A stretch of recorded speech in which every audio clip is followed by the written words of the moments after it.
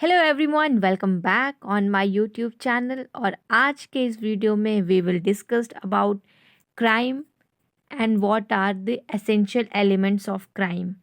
अगर in general हम किसी से भी पूछें कि क्राइम क्या होता है, क्या डेफिनेशन है क्राइम की, so I think most of the person इसको डिफाइन नहीं कर पाएंगे या फिर बोलेंगे कि एनी ऑफेंस और act which is against the state और against any person, against any property. पर वो क्राइम की क्या डेफिनेशन है वो नहीं बता सकते हैं, मुझे ये लगता है। लेकिन आज के इस वीडियो में हम लोग क्राइम के डेफिनेशन के बारे में और क्या उसके एसेंशियल एलिमेंट्स हैं, इन सब के बारे में पढ़ेंगे। तो चलिए वीडियो को स्टार्ट करते हैं। और मैं हूँ Priyanka. Crime according to Austin is the father of English jurisprudence. He defines crime की any act or omission which the law punish. इन्होंने सिंपल सा बोल दिया कि कोई भी एक्ट या ओमिशन जिसको लॉ पनिश करे वो हो गया क्राइम। लेकिन इनकी ही डेफिनेशन को आगे थोड़ा सा इम्प्रूव किया है प्रोफेसर कीन्स ने, और इन्होंने बोला कि crime are wrongs whose sanction is punitive and no way resembled by any private person, कि उसको कोई भी प्राइवेट पर्सन रिजेंबल्स नहीं कर सकता, पर वो सिर्फ किया जाएगा कोई एक क्राउन के द्वारा। क्राउन ये इंग्लिश जब ब्रिटिश का टाइम था तो क्राउन वर्ड उस टाइम के लिए यूज़ किया गया था, लेकिन यहाँ पे हम यूज़ कर सकते हैं लीगल या फिर जो लॉ है, कोर्ट्स हैं। तो ऐसा कोई डिफाइंड डेफिनेशन नहीं है क्राइम का आईपीसी के अंडर में।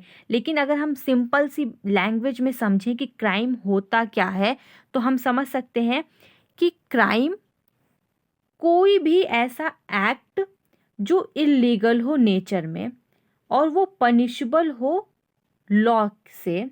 सो in simple language, any act और omission, okay, any act or omission which is illegal in nature and punishable by law।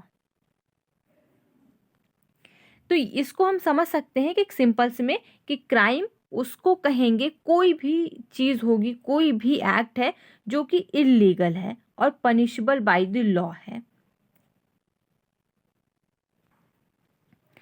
अब एक क्राइम को क्राइम कहने के लिए उसके कुछ एसेंशियल एलिमेंट्स भी होंगे। तो पहला एलिमेंट होता है ह्यूमन बीइंग, दूसरा मेंस रिया जिसको हम लोग गिल्टी माइंड और बैड इंटेंशन बोल सकते हैं। Actus rea over act, overt act and injury, ये हमारा चौथा एलिमेंट है। इंजरी जो है वो 4 तरह की हो सकती है। फिजिकल इंजरी होगी, मेंटल इंजरी भी हो सकती है और फाइनेंशियल इंजरी,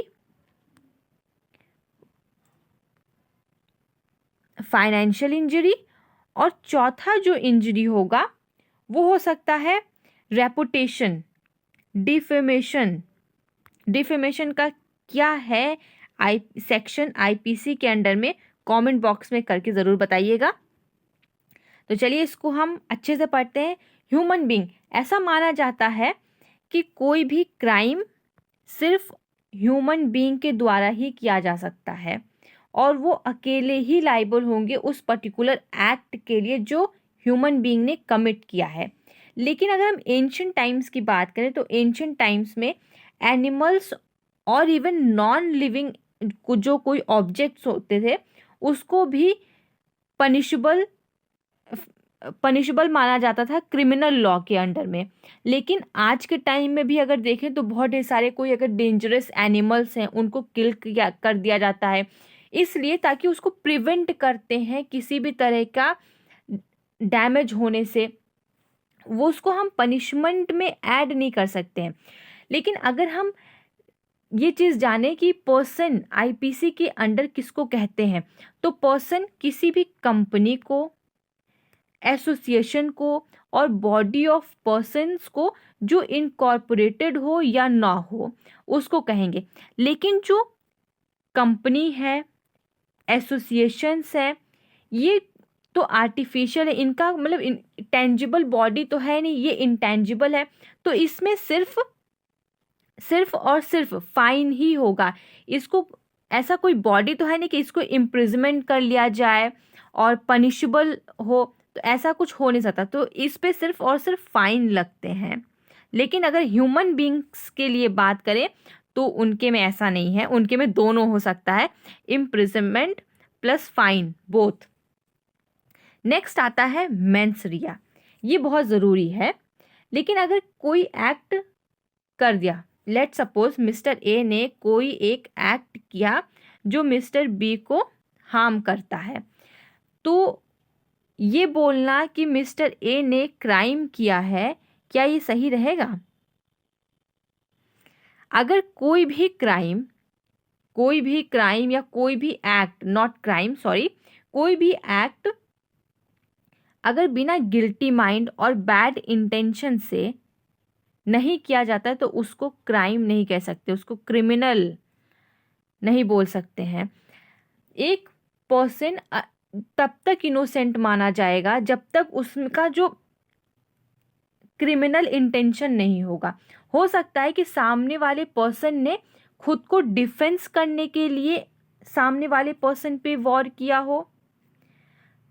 तो मेंस रिया ये होना बहुत ज़रूरी है एक क्राइम में, एक एक्ट में, तभी वो एक एक्ट क्राइम माना जा सकता है। लेकिन सिर्फ क्या क्रिमिनल इंटेंशन होना ही, सिर्फ और सिर्फ क्या क्रिमिनल इंटेंशन होना ही माना जा सकता है कि वो क्राइम है। जैसे कि मिस्टर ए, इन्होंने सोचा कि मैं मिस्टर बी का, इन्होंने सिर्फ मन में सोच रखा है कि मैं मिस्टर बी का मर्डर कर दूंगा या कुछ भी, ठीक है, कुछ गलत चीज़ सोच के रखी है मिस्टर बी के लिए, तो क्या उन्होंने कोई क्राइम किया? उन्होंने तो सिर्फ सोच के रखा है। तो एक्टस रिया जो है वो ओवर एक्ट है कि जैसे मिस्टर ए ने अपने मन में सोच के तो रखे हैं कि मैं मिस्टर बी का मर्डर करूंगा, लेकिन इन्होंने कोई एक्ट नहीं किया उसके लिए, इन फर्दरेंस ऑफ दैट इन्होंने कोई एक्ट नहीं किया। तो अनटिल अनलेस जब तक कोई एक्ट होता नहीं है तब तक उसको क्राइम नहीं माना जाएगा। और ये हमारे आईपीसी में और लॉ में किसी भी पर्सन को हमें तब तक इनोसेंट माना जाता है जब तक वो प्रूफ ना हो, गिल्टी ना हो कोर्ट में।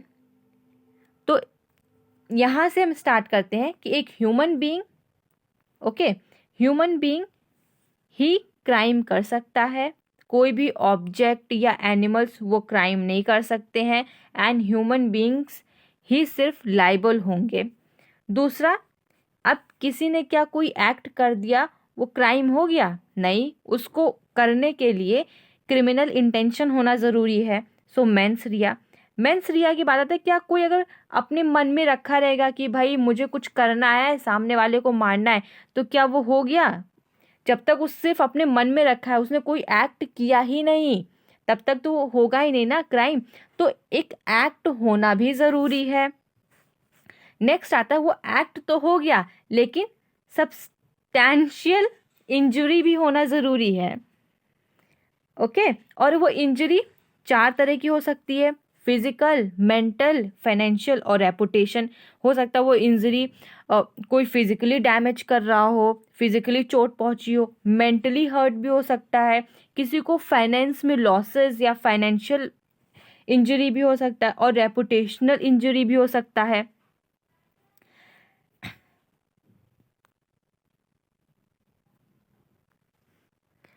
So we can say that crime results when there is a human being having criminal intention, acts voluntary and produce a substantial injury which results to any society or an individual.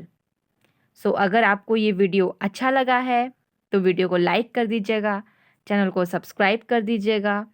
और जो भी सारे law वाले हैं या फिर जो भी इंटरेस्ट रखते हैं लॉ में, उन सब के साथ शेयर कर दीजिएगा।